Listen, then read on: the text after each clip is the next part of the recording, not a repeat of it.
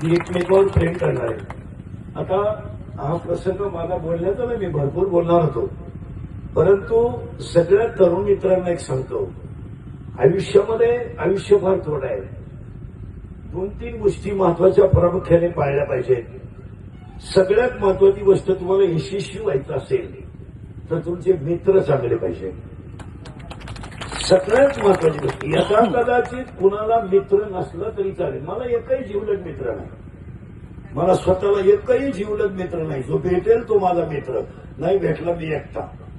आयुष्यामध्ये मोठी चाणक्य नीतीमध्ये, चाणक्य नावाच्या नीतीचा ग्रंथ आहे, त्या चाणक्याने असं एक वाक्य वापरलंय की चाणक्य असं म्हणतो, भविष्यामध्ये तुम्हाला जर मोठं व्हायचं असेल तर तोंडावर गोड बोलणार अशी अजिबात मैत्री करू नका, अजिबात करू नका। चाणक्याचं असं म्हणणं आहे, जो माणूस कडू बोलेल परंतु स्पष्ट बोलेल, जो माणूस स्पष्ट बोलतो त्याच्या मनात तुमचं वाईट व्हावं हे पाप नसतं, पण जी माणसं तुमच्या तोंडावर अतिशय चांगली बोलतात ते तुमच्या चांगुलपणाचा फायदा घेऊन तुम्हाला आयुष्यामध्ये ते संपू शकतात।